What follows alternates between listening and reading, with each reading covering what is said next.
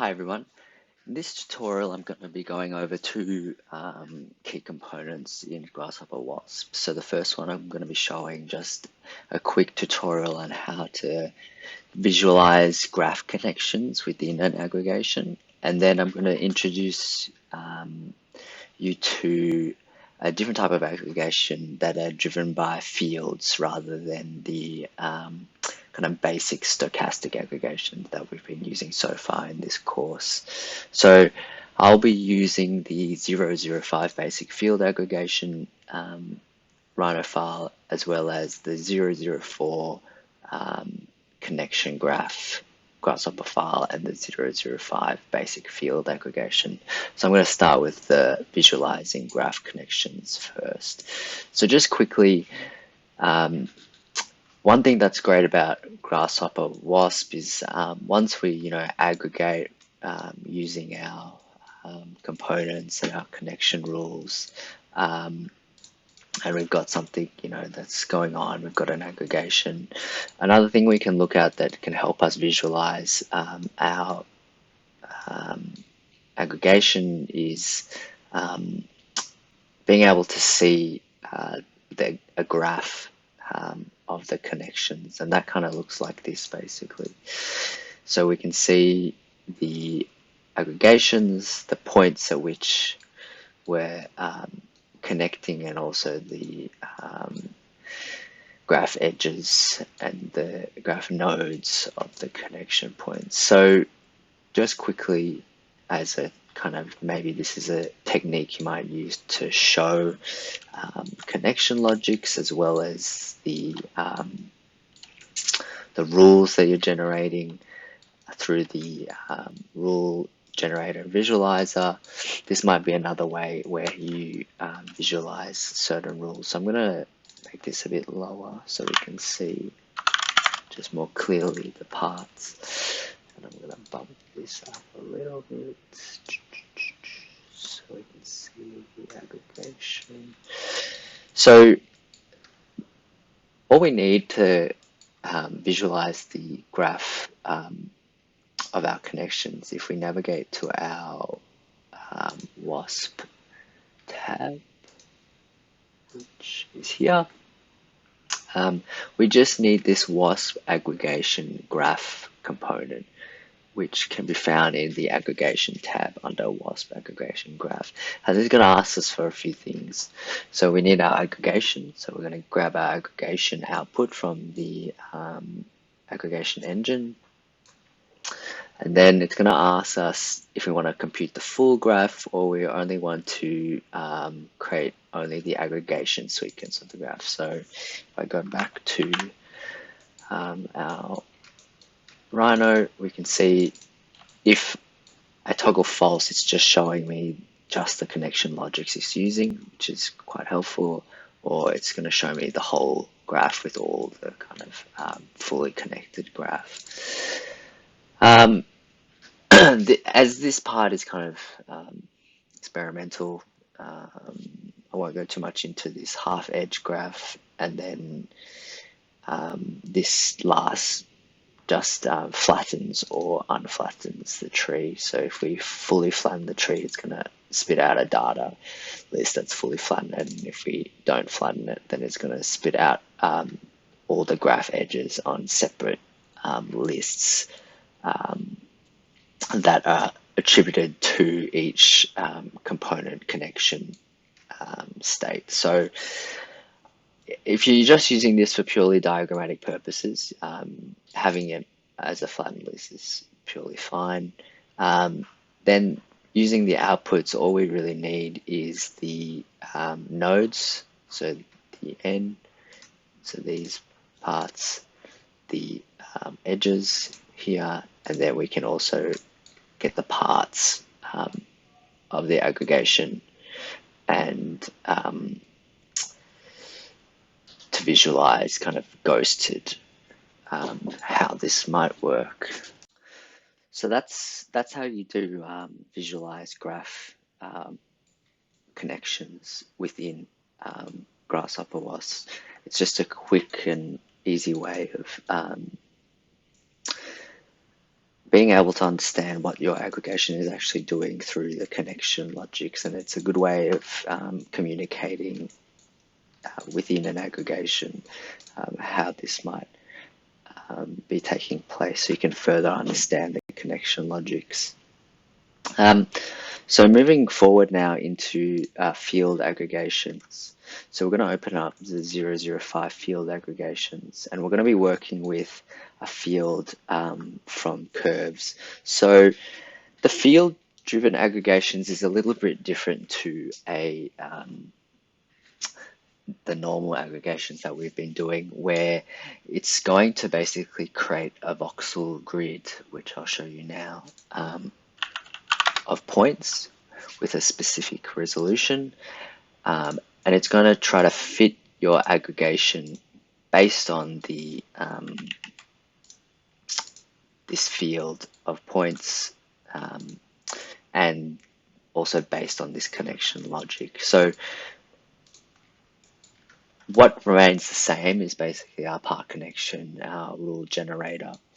The difference as well is we now have a new aggregation engine. So under aggregation, we're using a field-driven aggregation rather than a normal stochastic-driven aggregation, which we've been using in previous tutorials.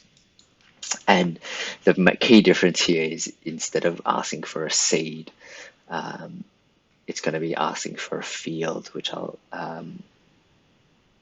explain as we go on in this tutorial. But then the rest is basically the same. We've still got number of parts, mode, categories, etc. So we can still have our global constraints, have our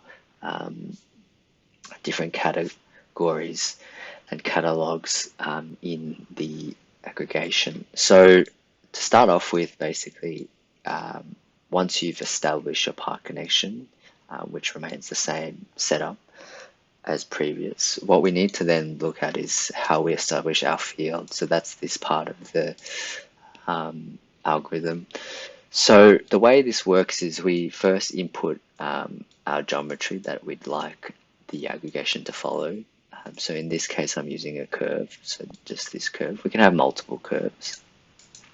So I'm going to select one curve.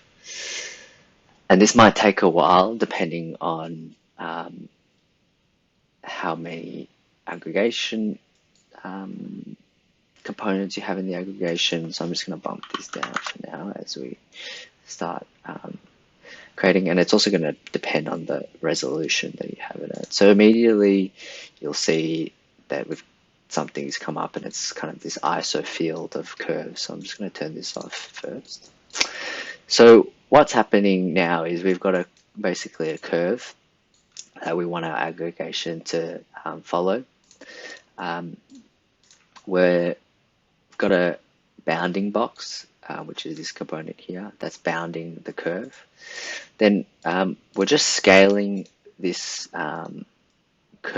this box, just a little bit, just so we know that basically when we fit our voxel point structure within this box, that it's going to make sure that every point, that the curve is fitting within every point. So that's our new bounding box. And then using the WASP field points component, which can be found under the fields and fields of point, we then can set up basically a grid of points. And so now here comes the important part about resolution. So the WASP field for points needs a couple of inputs. First, our boundary, so our bounding box, and then the next, the resolution. So depending on what kind of resolution you're working at,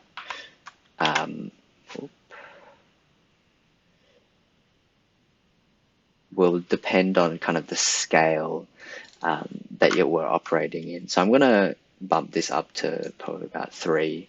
So you can see now that the grid spacing of my point cloud is 3 by 3 by 3. So it means that basically the voxels are kind of 3 by 3 by 3 meters, and it's sort of appropriately scaled to what the components that I'm working with are.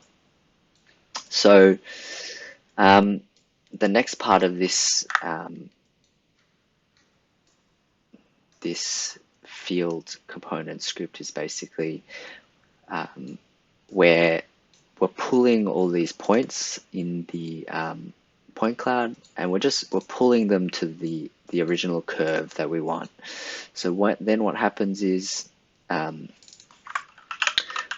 we end up with a bunch of values that are basically distances from the points in the point cloud to the curve. So we understand where basically what points are closest in this point cloud to the curve, and we use this data to understand where most likely in this point cloud the aggregations need to occur. And then we can basically visualize this field through this visualize ISO component, where we see green being the least smallest distance to the curve, and then red and orange and yellow, etc., getting closer to the curve. So we can visualize this in different planes, in X, Y, and Z, so we understand where basically the aggregation is going to occur, and we can also change the amount of kind of ISO level of the field curves. So that's kind of how we set up the field. What we can also do is we can visualize the field through voxels. So this just gives us a rough idea volumetrically what the field looks like, basically. So we know volumetrically our aggregation is going to try to fit in through here. And so you can see if I start kind of manipulating the resolution, the resolution of our voxels will also change. So it's important that your resolution is kind of consistent with what the aggregation that you're trying to fit in into. So I'll just turn that off. So once we've set up our field, so I'm going to do maybe multiple curves, and we'll try to let's change this up a little bit, just so we can have a bit of variance. Let's do this so we'll clear values and set multiple curves, and we'll just take a look at our voxels so we can see this is a little bit different what's happening. Oh, just need this to be union box. Great. And now we've got kind of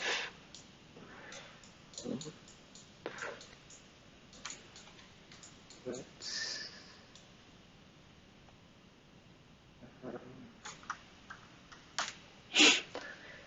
see. Change the resolution.